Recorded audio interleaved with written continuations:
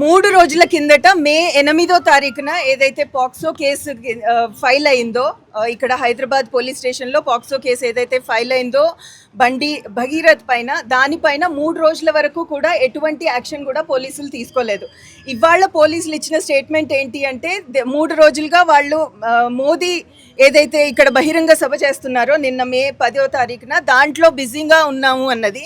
ఆ తర్వాత ఇప్పుడు కూడా కాంగ్రెస్ ప్రభుత్వం సీఎం రేవంత్ రెడ్డి కూడా ఇప్పటి వరకు 3 రోజుల వరకు కూడా ఎటువంటి స్పందన లేదు. అంతేకాకుండా నిన్న కూడా ఈ బహిరంగ సభలో రేవంత్ రెడ్డి వాళ్ళందరూ కూడా తన బెస్ట్ ఫ్రెండ్ అని బండి సంజయ్ గురించి మాట్లాడటం, తర్వాత బహిరంగ సభలో బండి సంజయ్ ఇంకా మోదీ ప్రైమ్ మినిస్టర్తో కలిసి అక్కడ సభలో పాల్గొనడం, ఇదంతా కాంగ్రెస్ ప్రభుత్వం కూడా బీజేపీ చేస్తున్న అరాచకాలపైన ఎటువంటి గొంతెత్తడం కానీ దానిపైన ఎటువంటి రెసిస్టెన్స్ కూడా చూపించడం లేదు అన్నదే మనకి కనిపిస్తోంది.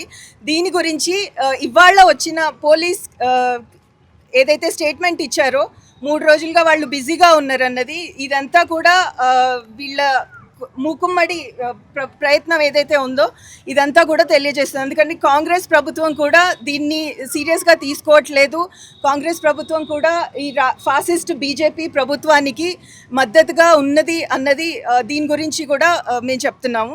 ఆ తర్వాత వెంటనే పాక్సో కేసులో ముందైతే అరెస్టులు జరగాలి. అందుకని బండి భగీరథ్ ఏదైతే ఉన్నాడో అతన్ని ముందుగా అరెస్ట్ చేయాలి. తర్వాత బండి సంజయ్ రాజీనామా చేయాలి, కేంద్ర ప్రభుత్వం రాజీనామా చేయాలి. ఇవి మా డిమాండ్లు. ఇక్కడ దాని గురించి ఇక్కడ ప్రొటెస్ట్ చేస్తున్నాము.